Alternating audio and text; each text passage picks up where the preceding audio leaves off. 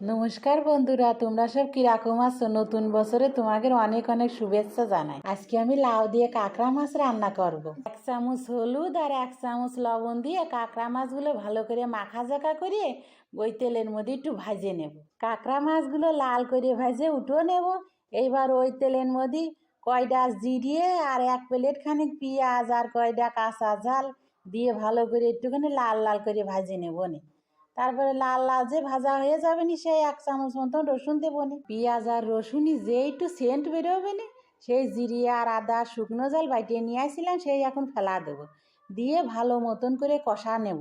এবার আগের তো ওই যে আমি লাউ কাটিয়ে ধুইছিলাম, তাই এখন ওই মশলার মধ্যে দিয়ে 1 চামচ হলুদ আর 1 চামচ লবণ দিয়ে ভালো করে কষা নিতে হবে না। লাউ দিয়ে কিন্তু আবার জল গলে, যত সময় পর্যন্ত জল না শুকোবে তত সময় পর্যন্ত সুন্দর করে কষা নেব।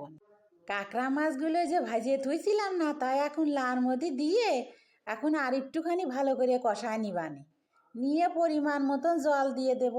জলটা টক বক করে ফুটে গেলি নামানোর আগে 1 চামচ চিনি আর 1 চামচ গরম মশলা দিয়ে নামাই ফেলবো। বন্ধুরা, আমার রান্নাটা তোমাদের কাছে কেরাম লাগলো জানাবে, আর আমার পাশে থেকো তোমরা।